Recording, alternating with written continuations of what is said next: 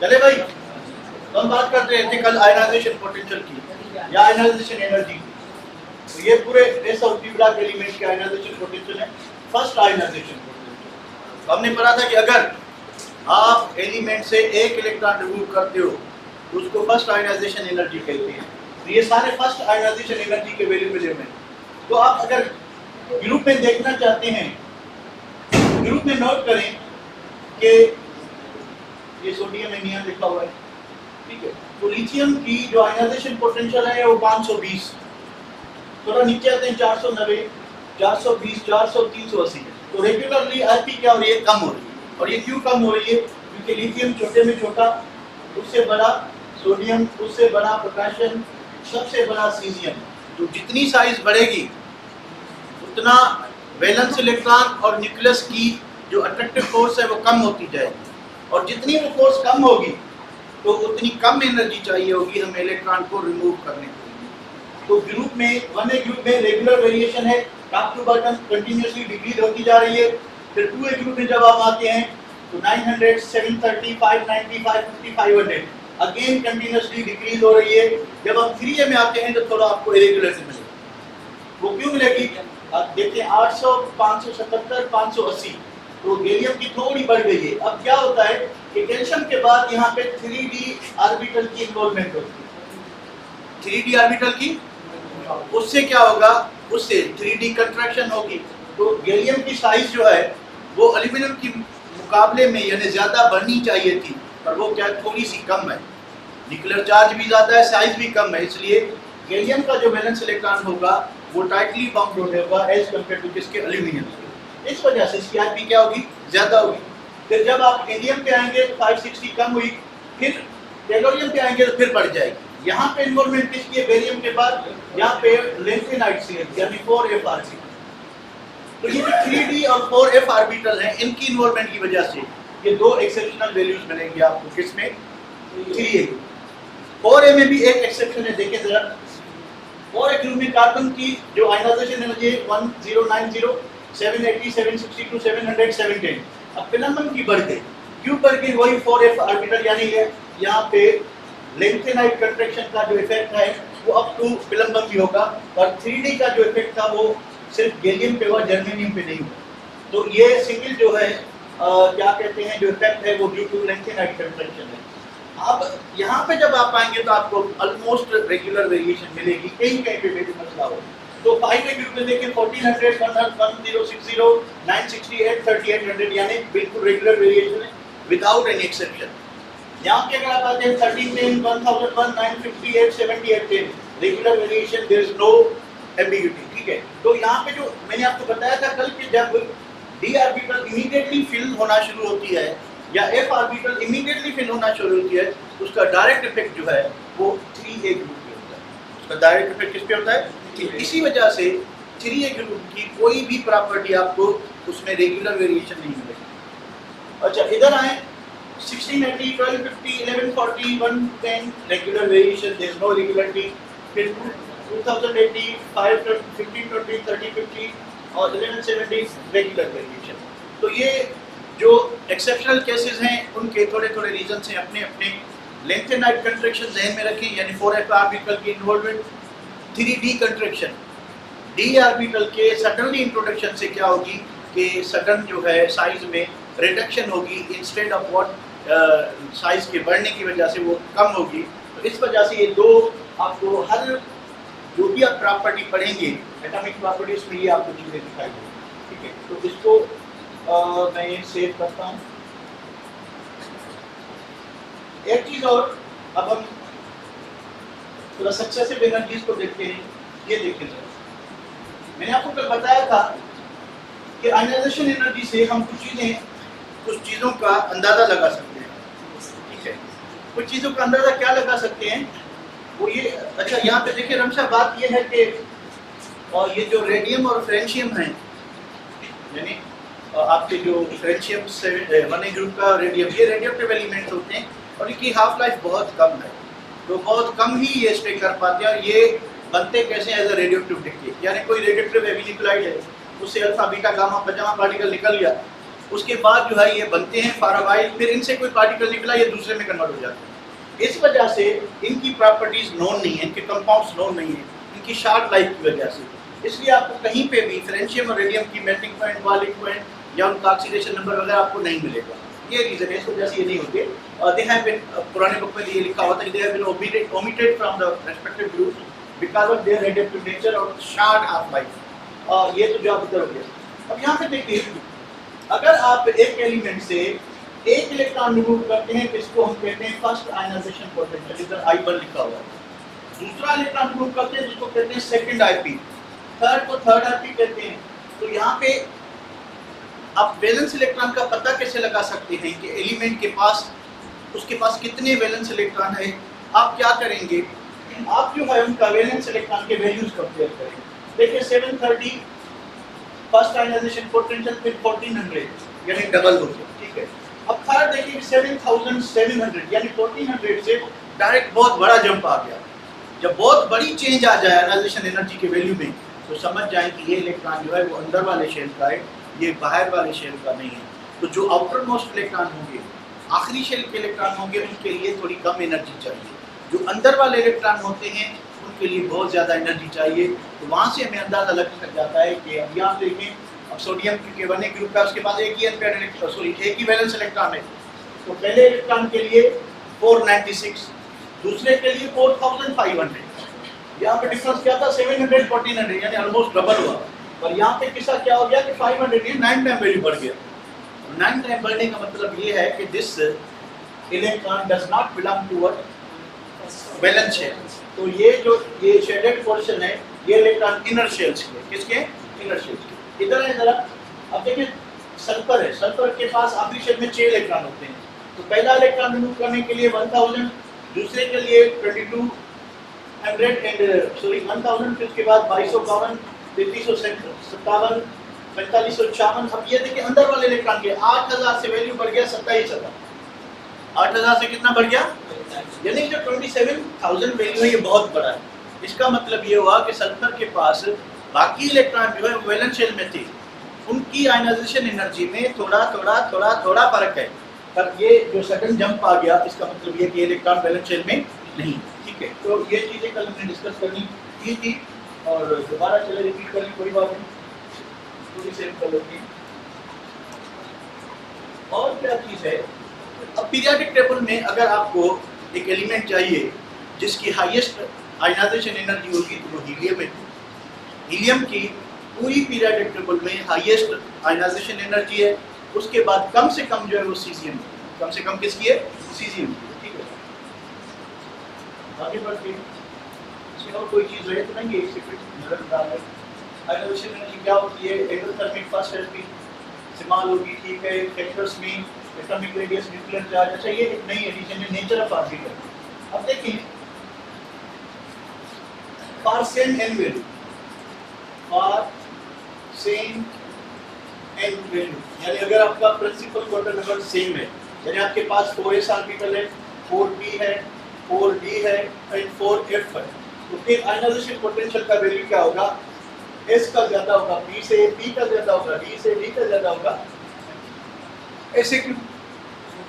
पहले कौन सी orbital fill होगी भाई, s ऑर्बिटल।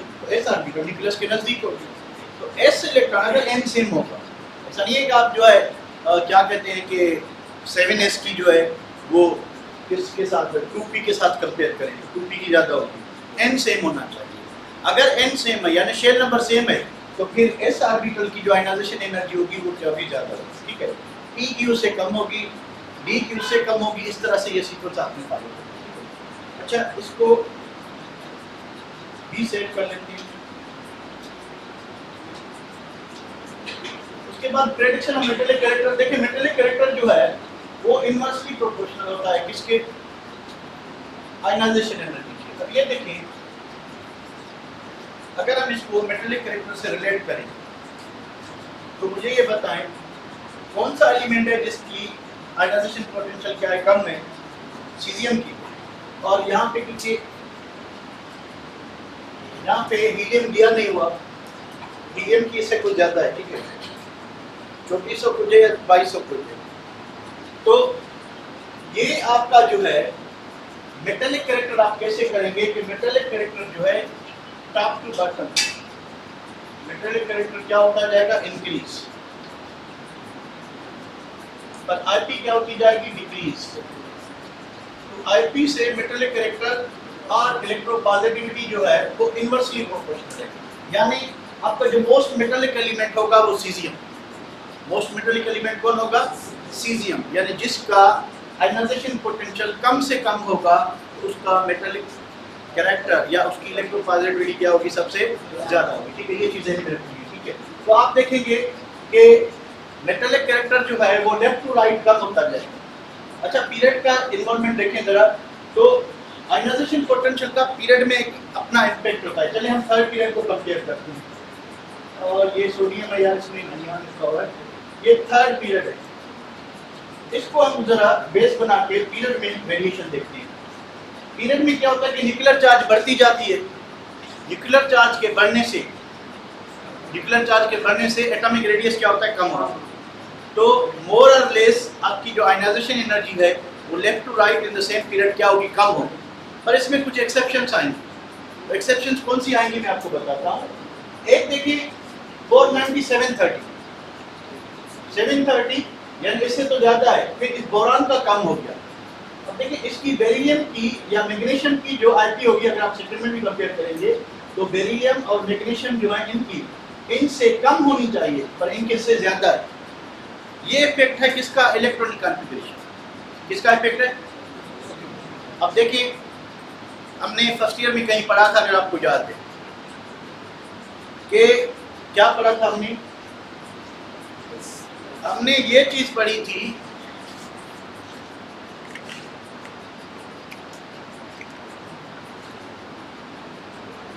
तो फर्स्ट ईयर में हमने एक चीज ये पढ़ी थी कि स्टेबल कॉन्फ़िगरेशन कौन सी होती है, जिसमें एलिमेंट के पास या तो हाफ फिल्ड ऑर्बिटल हो या कंप्लीटली फिल्ड ऑर्बिटल हो।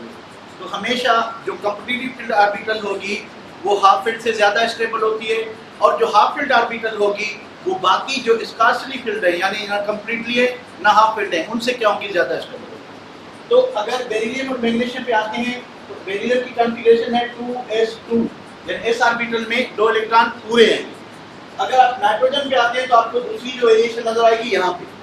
तो नाइट्रोजन की जो आईपी है वो इससे भी ज्यादा है, किससे, ऑक्सीजन से।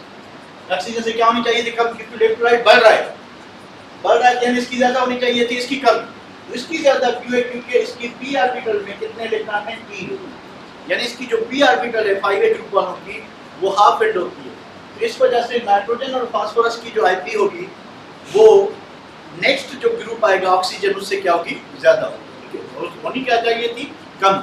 और ये फैक्टर किसके लिए है, इलेक्ट्रॉनिक कॉन्फ़िगरेशन के लिए। अब देखिए आयनाइजेशन पोटेंशियल में हम क्या कर रहे हैं, हम एलिमेंट से इलेक्ट्रॉन निकालना चाहते हैं, क्यों, बॉन्ड बनाने के लिए। अब एलिमेंट बॉन्ड बनाता क्यों है, खुद को स्टेबलाइज करने के लिए, वो तो खुद ऑलरेडी स्टेबलाइज था।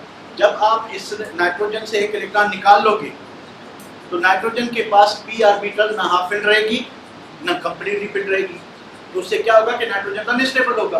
तो इस वजह से नाइट्रोजन ना इलेक्ट्रॉन लेना पसंद करता है ना देना पसंद करता है, तो इसकी इलेक्ट्रॉन एफिनिटी भी एबनॉर्मल होगी और उसकी आयनाइजेशन एनर्जी भी क्या होगी, एबनॉर्मल होगी। ठीक है, तो इस वजह से अब इसके पास क्या होता है कि पी ऑर्बिटल पूरी भरी हुई है, तो हाईएस्ट वैल्यू जो होगा नोबल गैसेस का आईपी में। जब भी आप किसी पीरियड में मूव करेंगे तो लोएस्ट आईपी किसकी होगी, अल्कली मेटल की, और हाईएस्ट आईपी किसकी होगी, नोबल गैस। हाईएस्ट किसकी होगी, नोबल गैस की, और ज्यादा किसकी होगी, अल्कली मेटल की। ठीक है बेटा। अच्छा देखिए और क्या चीज है, तो अगर हम इधर आते हैं तो मैं आपको समझाने की कोशिश करूँ।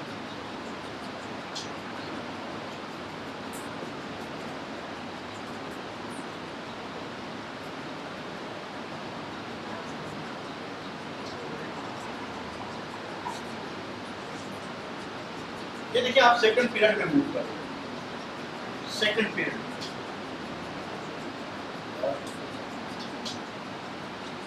जब आप सेकंड पीरियड में मूव करेंगे तो पहला जो एलिमेंट दिखाई देगा आपको वो कौन सा, बेरिलियम, सॉरी लिथियम, उसके बाद बेरिलियम, फिर बोरान, फिर कार्बन, फिर नाइट्रोजन, फिर ऑक्सीजन, उसके बाद क्लोरीन, उसके बाद नियॉन। तो आप इलेक्ट्रॉन कॉन्फ़िगरेशन देखेंगे भाई, ये 2s1, 2s2, 2s2, 2p1, 2s2, 2p2, 2s2, 2p3,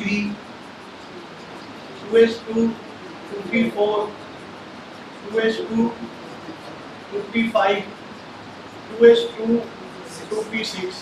तो इस सेकंड पीरियड में वो एलिमेंट ढूंढे हैं जिनके पास कंप्लीटली फिल्ड और हाफ फिल्ड ऑर्बिटल्स हैं। एक ये हो गया, उसके बाद दूसरा ये हो गया नाइट्रोजन, उसके बाद हो गया ये। अब ये जो कॉन्फ़िगरेशंस हैं ये क्या है? स्टेबल। ये कॉन्फ़िगरेशन क्या है बेटा? स्टेबल है। क्यों स्टेबल है? क्योंकि हमने ये पढ़ा हुआ है कि हाफ फिल्ड और कौन सी? Completely filled. कंप्लीटली फिल्ड जो ऑर्बिटल्स होती हैं वो ज्यादा स्टेबल होती है। वो क्या होती है? ज्यादा स्टेबल। स्टेबल ज्यादा है तो ना वो इलेक्ट्रॉन लेना पसंद करेंगे ना देना पसंद करेंगे। तो इसी वजह से आपको एक्सेप्शनल केस दिखाई देंगे। तो यहाँ पे वैल्यूज को जरा डिटरमाइन करें। तो लिथियम से बेरिलियम की ज्यादा होनी चाहिए जो कि है, फिर बेरिलियम से बोरान की ज्यादा होनी चाहिए जो कि नहीं है। तो बेरिलियम की ज्यादा क्यों है? क्योंकि इसकी s ऑर्बिटल पूरी है, इसकी s ऑर्बिटल पूरी है। फिर जब हम नाइट्रोजन पे आते हैं तो नाइट्रोजन की इस कार्बन से ज्यादा है, होनी चाहिए। अब ऑक्सीजन की नाइट्रोजन से ज्यादा होनी चाहिए थी पर कम है। तो ये कमी किस वजह से है? क्योंकि p ऑर्बिटल हाफ फिट है। अब बात समझ आ गई? अब बात समझ आ गई? जल्दी बताएं। आने गाल समझ अच्छी भाई? ओके चले बेटा, चले ओके तो ठीक है। तो इसको इधर वाइंड अप करते हैं। तो हमने इसका ग्रुप ट्रेंड भी कर लिया कि ग्रुप में ionization potential top to bottom कम होता जाएगा। एक्सेप्शनल केस आपको 3A ग्रुप में 2 मिलेंगे, 4A ग्रुप में 1 मिलेगा। और उसका रीजन मैं आपको बताया, 3D कंट्रैक्शन, दूसरी लेंथेनाइड कंट्रैक्शन। ठीक है, ये बात हो गई। पीरियड के अंदर लेफ्ट टू राइट बढ़ती जाती है आरपी, पर आपको 2 एक्सेप्शंस मिलेंगी अगेन।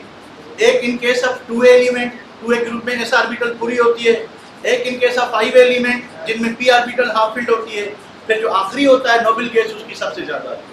यानी ग्रुप का जो फर्स्ट एलिमेंट होगा उसकी आरपी सबसे और आखिरी वाले की सबसे। और मेटेलिक कैरेक्टर का पता कैसे चलता है कि जितनी आरपी कम होगी उतना मेटेलिक कैरेक्टर या इलेक्ट्रोपॉजिटिविटी यानी वो एलिमेंट क्या करेगा। अब मेटेलिक कैरेक्टर है क्या? मेटेलिक कैरेक्टर का मतलब है इलेक्ट्रोपॉजिटिविटी। इलेक्ट्रोपॉजिटिविटी का मतलब है कि एलिमेंट कितना जल्दी इलेक्ट्रॉन दे सकता है। जितना कम एनर्जी पे उसका इलेक्ट्रॉन क्या होगा? रिमूव होगा। तो किसका कम एनर्जी पे रिमूव होगा? सीजियम का।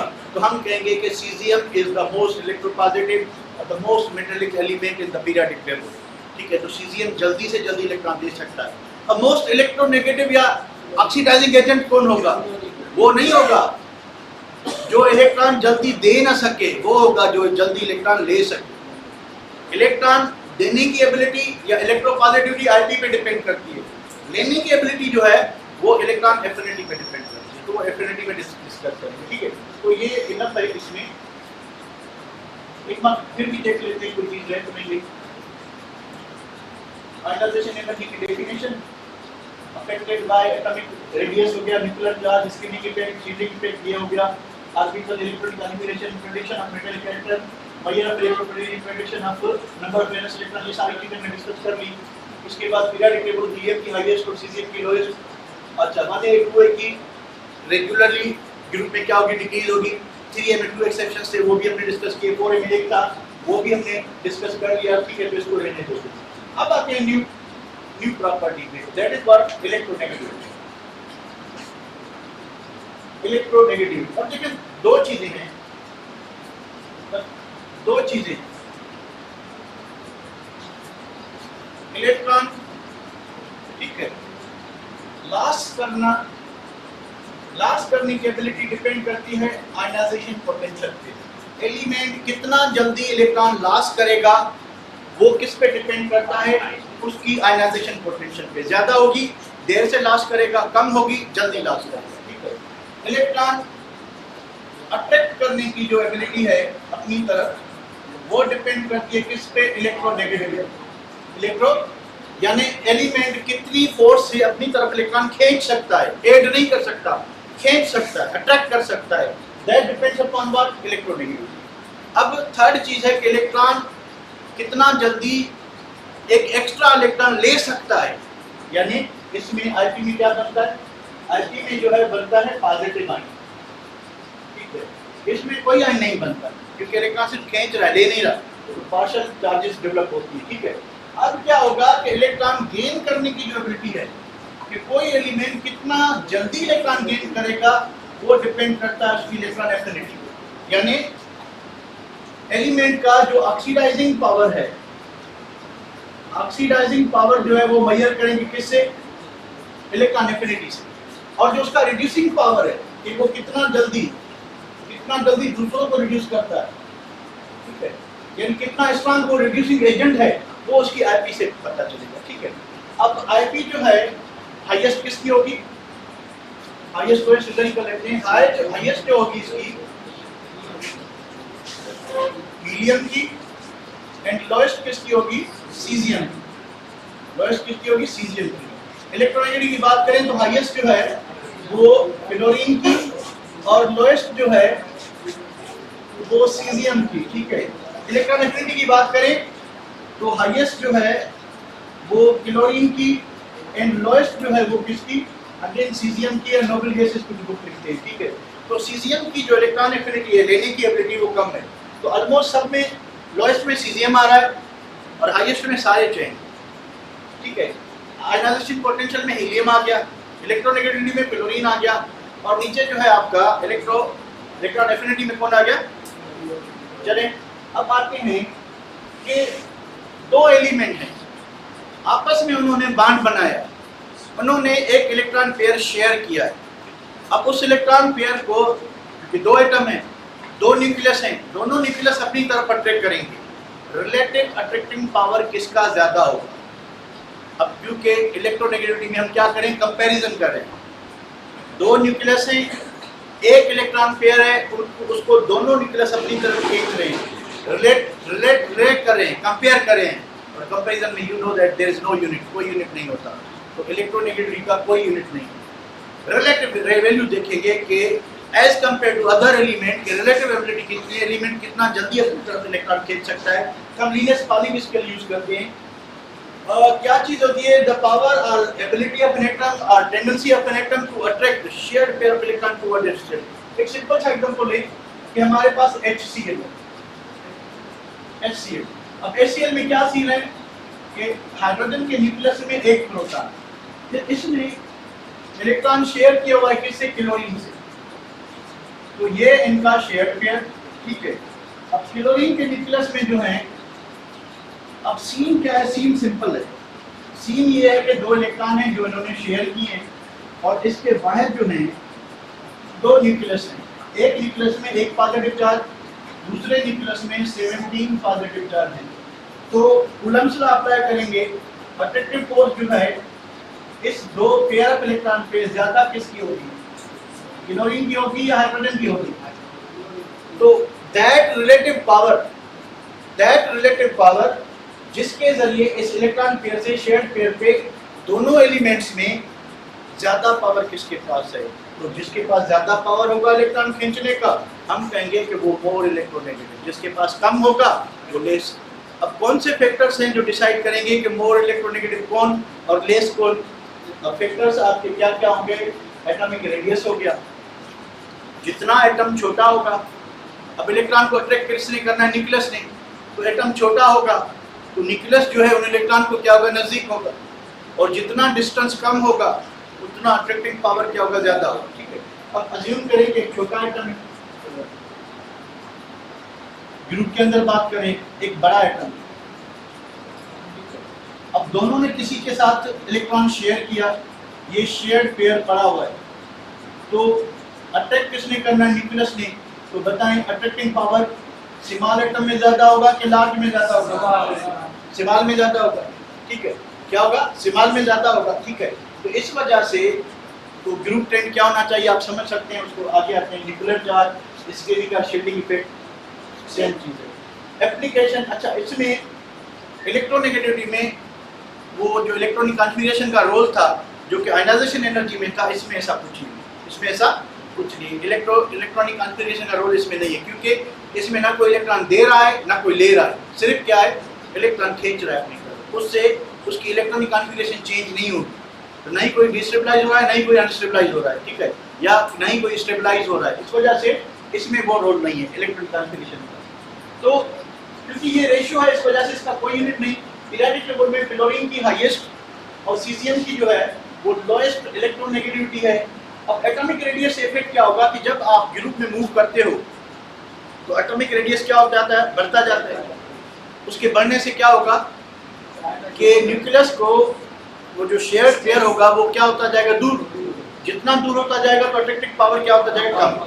तो इलेक्ट्रोनेगेटिविटी ग्रुप के अंदर पहले एलिमेंट से बढ़ते हुए आखिरी एलिमेंट तक क्या होती जाएगी, कम।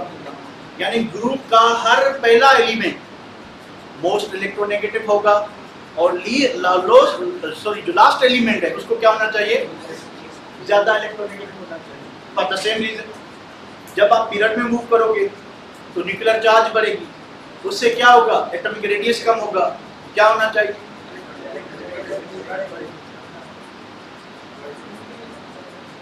क्या होना चाहिए, ठीक है। हाँ चल बताता हूँ मैं आपको, ठीक है। तो न्यूक्लियर चार्ज बढ़ने से क्या होगा कि एटॉमिक रेडियस कम होगा। अब चौकरी का ये सवाल है कि हाइड्रोजन की साइज छोटी है, उस हिसाब से हाइड्रोजन का ज्यादा होना चाहिए, ठीक है, दो फैक्टर है ना, न्यूक्लियर चार्ज भी उसके साथ ही है।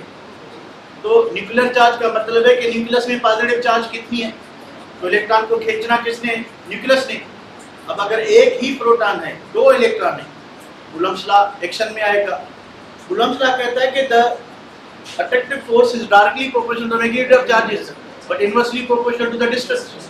अब इसके पास एक ही चार्ज है, ठीक है, और इसके पास 17 चार्जेस हैं, तो चार्जेस की बात करें इसमें बहुत ज्यादा है। अब डिस्टेंस की बात करें तो क्लोरीन का डिस्टेंस जो है, ये क्लोरीन का रेडियस हाइड्रोजन से इतना बड़ा तो नहीं है। तो एज अ होल अगर हम कंपैरिजन करें तो फिर न्यूक्लियर चार्ज का जो इफेक्ट होगा वो डोमिनेंट होगा किस पे, एटॉमिक रेडियस। एटॉमिक रेडियस पे कौन सा इफेक्ट डोमिनेंट होगा, न्यूक्लियर चार्ज। जिसके पास प्रोटॉन ज्यादा होंगे तो वो ज्यादा इलेक्ट्रोनेगेटिव है, ये बात उधर क्लियर होगी, ठीक है। अच्छा उसके बाद क्या चीज है कि जब आप ग्रुप में मूव करोगे रेडियस क्या होता जाएगा, बढ़ता जाएगा, लाइक दिस भाई, रेडियस बढ़ता जाएगा, रेडियस बढ़ेंगे एंड बढ़ेंगे। तो ये जो शेयर्ड पेयर होगा ये न्यूक्लियस से क्या होता जाएगा, दूर होता जाएगा, उससे न्यूक्लियस का जो इलेक्ट्रॉन खींचने का पावर है वो क्या होता जाएगा, कम होगा। वो तो अभी आप बेटा खुद समझ रहे कि दूर कम होता जाएगा कि लेस होता जाएगा कि। तो अब इसकी एप्लीकेशन क्या है कि हम नेचर ऑफ बॉन्ड की प्रेडिक्शन करते हैं।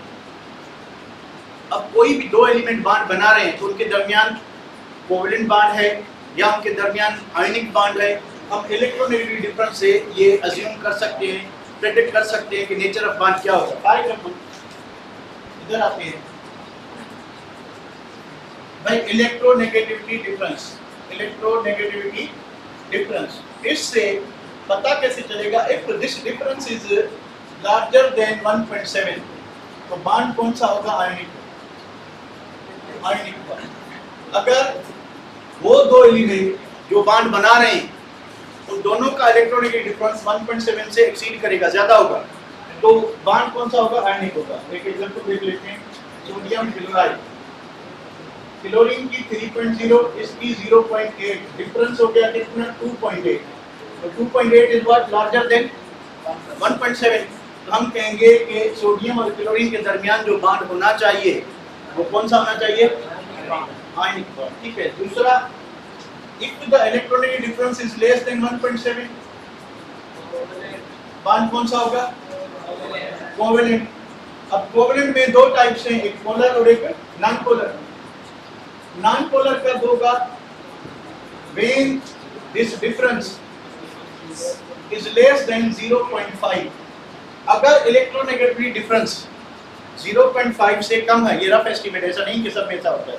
देखें एक्सेप्शनल केस बताता चलूं, NCl3 या आपका मिथाइल आयोडाइड,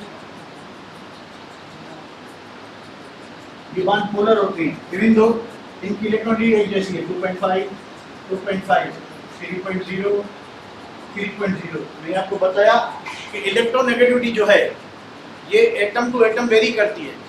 मिसाल के तौर पर भाई हाइड्रोजन ने बॉन्ड बनाया किसके साथ, क्लोरीन के साथ, हाइड्रोजन ने बॉन्ड बनाया किसके साथ, सोडियम के साथ, दोनों सेपरेट कंडीशंस हैं, ठीक है। तो यहाँ पे जो इलेक्ट्रॉन की अट्रैक्टिव पावर ज्यादा होगी किसकी होगी, हाइड्रोजन की होगी। क्यों, सोडियम की साइज बड़ी है, सोडियम की साइज बड़ी है, उसमें 3 शेल्स हैं, तो इस वजह से न्यूक्लियर चार्ज कम है, ठीक है। तो यहाँ पे ज्यादा इलेक्ट्रोनेगेटिव कौन होगा, हाइड्रोजन होगा। और जब इसी को क्लोरीन से रिएक्ट कराते हैं तो क्लोरीन में भी 3 शेल हैं, पर क्लोरीन के न्यूक्लियस में 17 प्रोटॉन्स हैं, तो प्रोटॉन्स की तादाद क्या ज्यादा है, इस वजह से इसकी जो इलेक्ट्रोनेगेटिविटी है वो क्या होगी, ज्यादा होगी, इसकी क्या होगी, कम होगी। यानी एक ही एलिमेंट उसके इलेक्ट्रॉन खींचने का पावर क्या होता है, वेरी होता है। फिर पीरियोडिक टेबल में एक ही वैल्यू लिखा हुआ है, तो वो जो वैल्यू है वो रिलेटिव वैल्यू, यानी एवरेज वैल्यू क्या शो करता है, एलिमेंट दूसरे एलिमेंट के साथ वो लिखा हुआ है, तो इसमें थोड़ी सी फ्लक्चुएशन होती है, ठीक है। ये दोनों बॉन्ड पोलर हैं, इवन दो इनका जो इलेक्ट्रोनेगेटिव डिफरेंस है वो 0 है, इसका भी 0 इसका भी 0, पर जब आप इस पे चार्ज असाइन करेंगे तो यहाँ पे कार्बन क्या होगा, प्लस होगा, ये क्या होगा, माइनस होगा, नाइट्रोजन +3 होगा, ये -1 होगा, यानी ये आपका क्या होगा, इस सेंस में ये -1 होगा, ये +1, ठीक है। चले इसको आगे बढ़ाते हैं कि अगर इलेक्ट्रोनेगेटिव डिफरेंस 0.5 से कम है तो नॉन पोलर होगा, फिर पोलर कब होगा, जब इलेक्ट्रोनेगेटिविटी डिफरेंस इक्वल टू और ग्रेटर देन क्या होगा, 0.5, पर लेस देन किसी के होना चाहिए, इधर ही फिर जो है बंदे बोल तो पड़ते हैं, पता नहीं क्यों नहीं बोल रहे। अगर 1.7 है एग्जैक्टली तो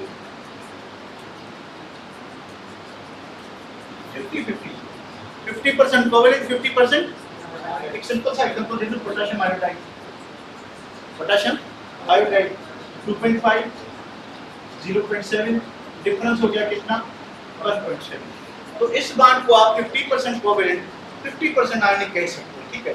तो इलेक्ट्रोनेगेटिविटी से हमें क्या पता चलता है, हमें नेचर ऑफ केमिकल बॉन्ड का पता चलता है, ये इसकी एप्लीकेशन है। जिस तरह से आयनाइजेशन पोटेंशियल से क्या पता चल रहा था, मेटालिक कैरेक्टर, इलेक्ट्रोपॉजिटिविटी और वैलेंस शेल में इलेक्ट्रॉन कितने होंगे, एलिमेंट कितना ज्यादा रिड्यूसिंग एजेंट होगा, कितना पावरफुल, वो आईपी के वैल्यू पे डिपेंड करता है, ठीक है।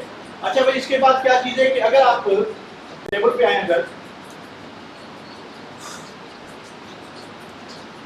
ये टेबल देखें जरा, इसमें आपको जो इलेक्ट्रॉनिक कॉन्फ़िगरेशन इफेक्ट था पीरियड में वो यहाँ पे दिखाई नहीं दे। तो 1A से जब 1A में जब आप लिथियम की 1.0, फिर सोडियम 0.9, पोटेशियम 0.8, रुबिडियम 0.8, सीजियम 0.7, तो थोड़ा थोड़ा डिफरेंस है, ठीक है, इतना ज्यादा नहीं, पर मोर और लेस क्या हो रही है, कम हो। आई में 2A में 1.5, 1.2, 1.0, 0.95, 0.9, अगेन कम हो रही है। 3 में आए हैं, फिर भी इलेक्ट्रॉनिक जो है वो कम हो रही है, 2.0, 1.5, 1.6, 1.7, 1.8, वैल्यूज की बढ़ गई। और ये यहाँ पे 4F ने काम किया, पर यहाँ पे 3D ने काम नहीं किया, ठीक है। चलिए भाई, 3D ने काम क्या किया, कोई नहीं किया, पर यहाँ पे इसने काम किया। 4A में आए 2.5, 1.9, 1.8, 1.8, 1.8, यहाँ पे देखिए सबकी सेम आ रही, ठीक है। तो ये मैंने आपको बताया, ये रिलेटिव वैल्यूज है, ये रिलेटिव वैल्यूज हैं, यानी इन सब की जो with respect to other elements, इनका सब रिलेटिव जो खींचने का पावर है वो सेम है। आई में 5A के ग्रुप में 3.0, 2.1, 2.0, 1.9, 1.9, यानी नीचे वाले एलिमेंट जो हैं वो ऑलमोस्ट सेम क्या करें, इलेक्ट्रॉनिक शो करें।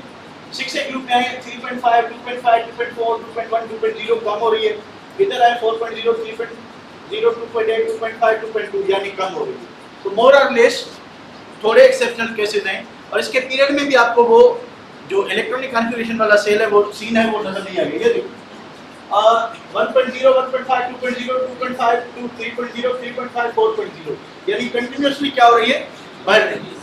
आए भाई थर्ड पीरियड में 0.9, 1.2, 1.5, 1.9, 2.1, 2.5, 3.0, अगेन कंटिन्यूअसली क्या हो रही है, बढ़ रही है। तो ये जो इलेक्ट्रॉनिक कॉन्फ़िगरेशन का इफेक्ट था वो किस में हो रहा था, आयनाइजेशन एनर्जी, यहाँ पे इफेक्ट नहीं हो रहा।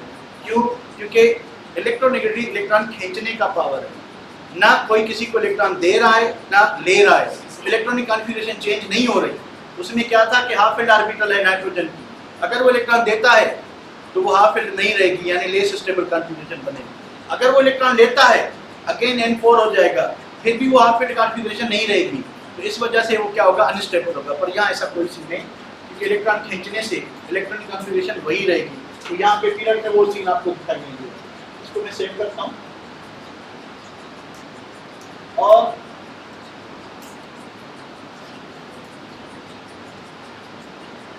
ये प्रेडिक्शन हो गया कि 1n2 electron decreases from top to bottom due to increase in size, के जैसे जैसे साइज बढ़ती जाएगी तो इलेक्ट्रॉन खींचने का पावर क्या होता जाएगा, कम होता जाएगा। तो इलेक्ट्रॉनिक ग्रुप में क्या होती जाएगी, कम होती जाएगी। In three group electronic first increase from boron to, ये एल्यूमिनियम नहीं, बोरान टू किस जगह था, इंडियम तक जो इंक्रीज हो रही है। फिर जो है एक एलिमेंट है टेलोनियम में क्या डिक्रीज है, तो थोड़ी रिटन मिस्टेक है, ठीक है। उसके बाद बाकी जो 6 से 8 के ग्रुप में इलेक्ट्रॉनिक जो है रेगुलरली डिक्रीज हो रही है, या तो फिर जो नीचे वाले एलिमेंट उनकी सेम हो, यानी नॉर्मली ट्रेंड ये है कि वो क्या होगी, डिक्रीज होगी। पर नीचे वाले एलिमेंट में जो है वो साइज ऑफ न्यूक्लियर चार्ज का अगर इफेक्ट देखें कंबाइन, तो वो एक ही जितना बन रहा है, इस वजह से उनकी जो इलेक्ट्रोनेगेटिविटी है वो क्या रहेगी, सेम रहेगी। आगे क्या चीज़ है भाई, इलेक्ट्रॉन एफिनिटी। अब ये अपने बुक में नहीं है, एक एडिशन फैक्टर, इसको भी देखते हैं। अब एक चीज क्या थी कि इलेक्ट्रॉन निकालने के लिए कितनी एनर्जी चाहिए, दैट इज आयनाइजेशन एनर्जी। दूसरी चीज हमने पढ़ी इलेक्ट्रॉन खींचने का पावर, उसमें कोई एनर्जी नहीं लग रही। तीसरी बात है कि अब एटम में हम एक्स्ट्रा इलेक्ट्रॉन ऐड करना चाहते हैं, हम एटम में एक्स्ट्रा इलेक्ट्रॉन क्या करना चाहते हैं, ऐड करना चाहते हैं, तो उससे एनर्जी में चेंज क्या होती है। देखिए अगर ये हाइड्रोजन है, हाइड्रोजन के पास एक इलेक्ट्रॉन, हमने क्या किया कि बाहर से किसी और एटम का इलेक्ट्रॉन लिया और इसमें हमने क्या कर दिया, ऐड कर दिया, तो ये एक्स्ट्रा इलेक्ट्रॉन आ गया। आने से क्या हुआ, ये हाइड्रोजन प्लस इलेक्ट्रॉन बन गया हाइड्राइड आयन, नेगेटिव आयन। अब इस इलेक्ट्रॉन को क्या करेगा, ये न्यूक्लियस अपनी तरफ अट्रैक्ट करेगा, इस इलेक्ट्रॉन को न्यूक्लियस अपनी तरफ क्या करेगा, अट्रैक्ट करेगा, ठीक है। मुस्कान है कहाँ, थर्ड में रेगुलर था, तो कहीं और जो वो सॉन्ग बंद करो ना, फिर देखो। तो जैसे ही एक्स्ट्रा इलेक्ट्रॉन आएगा, हाउस में बैठो ना, या कोई सीरियल चला पहले इसको बंद करके फिर देखो, रेगुलर ट्रेंड था। तो एक्स्ट्रा इलेक्ट्रॉन जैसे ही न्यूक्लियस में आएगा, ठीक है, न्यूक्लियस नहीं सॉरी शेल में आएगा हाइड्रोजन में, तो हाइड्रोजन का न्यूक्लियस उसको क्या करेगा, अट्रैक्ट करेगा। हाइड्रोजन का न्यूक्लियस जी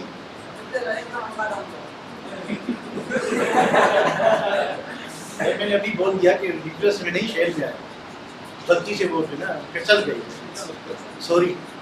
10 रुपए नहीं मैंने दे के तुम्हें बस करा है, भी से दूंगा नहीं। तो प्यारे बच्चों, तो ये इलेक्ट्रॉन जैसे ही एक्स्ट्रा इलेक्ट्रॉन हाइड्रोजन के पहले शेल में आया, तो ये न्यूक्लियस उसको क्या करेगा, अट्रैक्ट करेगा, अट्रैक्ट करेगा, और जब अट्रैक्ट करेगा तो एनर्जी निकलेगी। उस एनर्जी को क्या कहते हैं, इलेक्ट्रॉन एफिनिटी। यानी न्यूक्लियस ने नए इलेक्ट्रॉन को कितनी अट्रैक्टिव फोर्स से अपनी तरफ खींचा, जितनी ज्यादा फोर्स से वो अट्रैक्ट करेगा। इलेक्ट्रॉन आ गया नेगेटिव आयन। अब इलेक्ट्रोनेगेटिव इसमें फर्क देखिए, इलेक्ट्रोनेगेटिव में एटम ने एक्स्ट्रा इलेक्ट्रॉन ऐड नहीं किया, सिर्फ शेयर्ड पेयर को थोड़ा सा अपनी तरफ खींच लिया है। इसमें क्या हुआ है कि एक्स्ट्रा इलेक्ट्रॉन आ गया है एटम के अंदर, नेगेटिव आयन बन गया है। अब जब वो आ गया है तो जाहिर न्यूक्लियस उसको क्या करेगा, अट्रैक्ट करेगा। और उस अट्रैक्टिव फोर्स से क्या होगा, अब इलेक्ट्रोनेगेटिव क्या है, दो न्यूक्लियस हैं, दोनों अपनी तरफ खींच रहे हैं। रिलेटिव पावर चेक करना था हमें। यहाँ पे क्या है कि एक एटम ने इलेक्ट्रॉन लॉस किया जिसकी लो आईपी थी, वहां से इलेक्ट्रॉन आके दूसरे एटम में ऐड हो गया है। ऐड होने के बाद अब न्यूक्लियस क्या करेगा, उस एक्स्ट्रा इलेक्ट्रॉन को अपनी तरफ अट्रैक्ट करेगा। उससे एनर्जी क्या होगी, खारिज होगी। जितनी ज्यादा एनर्जी खारिज होगी, इसका मतलब है कि उतना ज्यादा उसको एबिलिटी है एक्स्ट्रा इलेक्ट्रॉन लेने की। वो पावरफुल ऑक्सीडाइजिंग एजेंट होगा जिसकी इलेक्ट्रॉन एफिनिटी ज्यादा होगी। तो पूरी पीरियोडिक टेबल में क्लोरीन का वैल्यू ज्यादा है, -348, -300। तो पूरी पीरियोडिक टेबल में जो पावरफुल ऑक्सीडाइजिंग एजेंट है जिसको इलेक्ट्रॉन लेने की एबिलिटी ज्यादा है, वो कौन है, क्लोरीन, नॉट क्लोरीन। तो the amount of energy released और एब्जॉर्ब। अब इसमें देखिए दो बातें, आयनाइजेशन एनर्जी जो थी वो हमेशा एंडोथर्मिक होगी, यहाँ पे सीन चेंज है, ये एंट्रोपी होती है और ये एक्सोपी। अब ऐसा सीन क्यों होता है? वही एलिमेंट जिनमें इलेक्ट्रॉनिक कॉन्फ़िगरेशन का रोल था पीरियड में जब हम मूव कर रहे थे, वो एलिमेंट जिनकी हाफ फील्ड ऑर्बिटल थी, जिनकी कंप्लीटली फील्ड ऑर्बिटल थी, उसकी आईपी क्या थी? ज़्यादा थी। तो यहाँ इलेक्ट्रॉन एफिनिटी में भी सेम रोला होगा कि वो इलेक्ट्रॉन लेना पसंद नहीं करेंगे। लेना पसंद नहीं करेंगे तो हमें ज़बरदस्ती इलेक्ट्रॉन ऐड करना पड़ेगा, उसके लिए हमें एनर्जी चाहिए। तो नॉर्मली मेजॉरिटी ऑफ केसेस में जब कोई एटम में एक्स्ट्रा इलेक्ट्रॉन आता है तो उसका न्यूक्लियस उसको अट्रैक्ट करता है, उससे एनर्जी खारिज होता है, यानी मोस्टली इनके वैल्यू एक्सोथर्मिक होती है। पर वो केसेस जो हमने डिस्कस किए थे आयनाइजेशन एनर्जी में, जिनकी इलेक्ट्रॉनिक कॉन्फ़िगरेशन ऑलरेडी स्टेबल होती है, वो इलेक्ट्रॉन लेना पसंद नहीं करेंगे तो हमें उनमें एनर्जी दे के इलेक्ट्रॉन ऐड करना होगा, तो उनके एंडोथर्मिक वैल्यू उनके क्या होंगे? तो इस वजह से दो बातें लिखी हुई हैं। The amount of energy release or absorb when an extra electron is added to a gaseous atom to form a negative ion is called electron affinity. अब देखिए आयनाइजेशन एनर्जी में ये था, पहला इलेक्ट्रॉन निकालें फिर भी एंडोथर्मिक, दूसरा निकालें फिर भी एंडोथर्मिक, तीसरा निकालें फिर भी एंडोथर्मिक। यहाँ पे ये है कि मेजॉरिटी ऑफ केसेस में जब आप पहला इलेक्ट्रॉन ऐड करते हैं तो एनर्जी खारिज होती है, जब दूसरा तीसरा चौथा इलेक्ट्रॉन ऐड करेंगे तो अब आपको एनर्जी देनी पड़ेगी। ठीक है, यानी जो सेकंड इलेक्ट्रॉन ऐड करेंगे या थर्ड इलेक्ट्रॉन ऐड करेंगे वो एक्सोथर्मिक नहीं होगा, वो ऑलवेज एंडोथर्मिक। फर्स्ट वाला मोस्टली एक्सो वैल्यूज में आपको बताता हूँ। ठीक है, अब those elements having stable electronic configuration, वही हाफ फील्ड और complete field orbitals have endothermic values. अब किसकी हाफ फील्ड जो है कंप्लीट फील्ड होगी? 2A ग्रुप में बेरिलियम और मैग्नीशियम पे इफेक्ट होगा, 3A ग्रुप में नाइट्रोजन पे ही इफेक्ट होगा, फास्फोरस पे नहीं है, और 6A में नोबल गैसेस। तो इलेक्ट्रॉन एफिनिटी की बात करें तो पहला जो एलिमेंट होगा ग्रुप का उसकी सबसे ज्यादा। अब इलेक्ट्रॉन एफिनिटी भी क्या है? इलेक्ट्रॉन एफिनिटी ये है कि एक्स्ट्रा इलेक्ट्रॉन आया, उसको न्यूक्लियस ने अट्रैक्ट किया, एनर्जी रिलीज हुई, कितनी ज्यादा हुई? अब किस में ज्यादा होगी रिलीज? जो एटम छोटा होगा, जो एटम बड़ा होगा उसमें कम एनर्जी रिलीज होगी। ठीक है, तो ग्रुप के अंदर इलेक्ट्रॉन एफिनिटी क्या होती जाएगी? कम, मोर और लेस क्या होती जाएगी? कम। और पीरियड के अंदर इलेक्ट्रॉन एफिनिटी बढ़ती जाएगी, नेगेटिव वैल्यू बढ़ता जाएगा, बीच में पॉजिटिव वैल्यूज आएंगे। किसके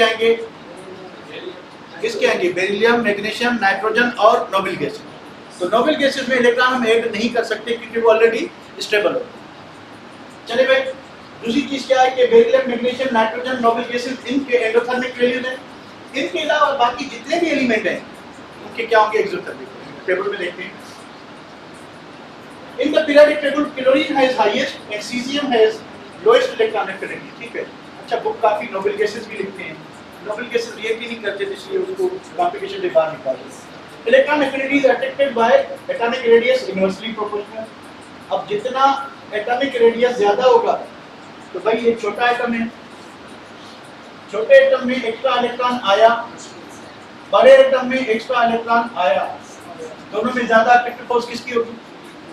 छोटे की। तो छोटे एटम से ज्यादा इलेक्ट्रॉन एनर्जी क्या होगी? खारिज होगी। इसकी इलेक्ट्रॉन एफिनिटी ज्यादा, इसकी क्या होगी? कम। अब ग्रुप के अंदर क्या होता है? एटॉमिक रेडियस बढ़ता जाता है, तो इलेक्ट्रॉन एफिनिटी क्या होनी चाहिए?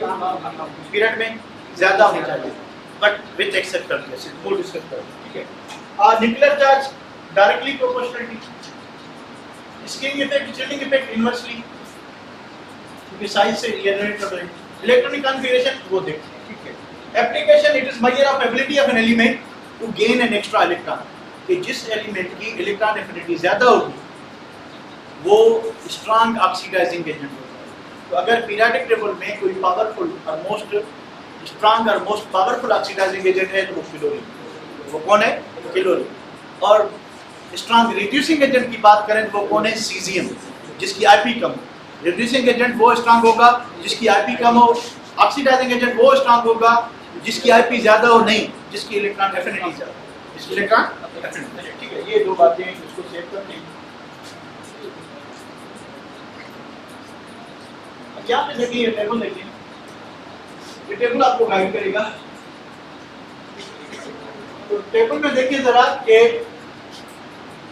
while moving from top to bottom, -73, -60, -53, 48, 47, यानी इलेक्ट्रॉन एफिनिटी क्या होती गई? कम होती। अब जितना माइनस में वैल्यू कम होगा उतना क्या होगा, ज्यादा होगा। पर ज्यादा की बात नहीं, हमें ये कहना है अब ये वैल्यू डिपेंड करता है किसको, अट्रैक्टिव फोर्स को। जितनी अट्रैक्टिव फोर्स ज्यादा होगी उतनी एनर्जी ज्यादा कम होगी तो वो क्या होगी, रिलीज हो जाएगी। जितनी ज्यादा रिलीज होगी उतना ज्यादा ऑक्सीडाइजिंग पावर होगी।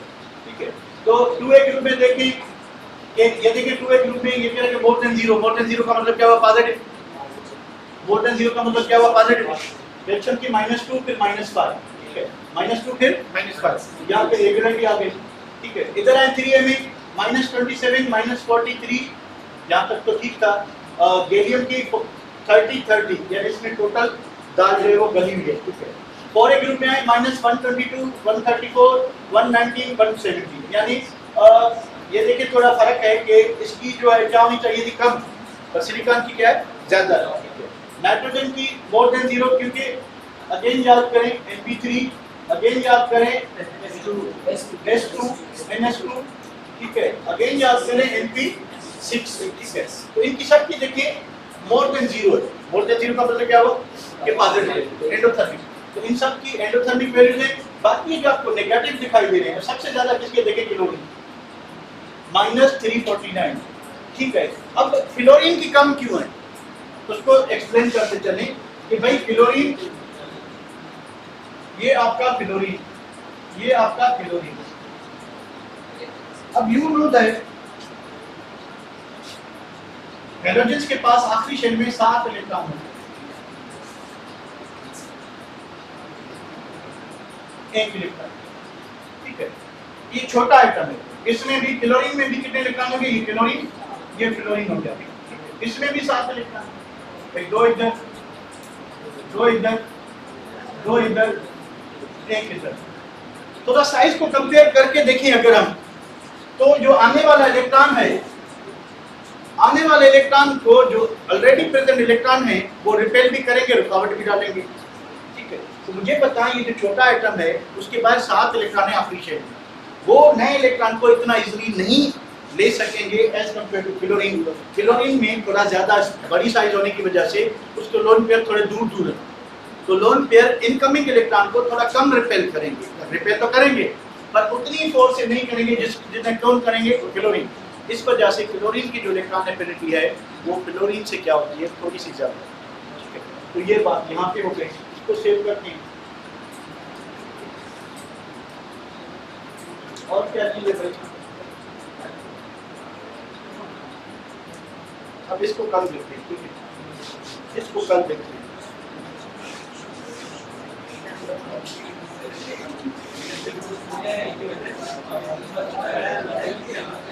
Yes, yes.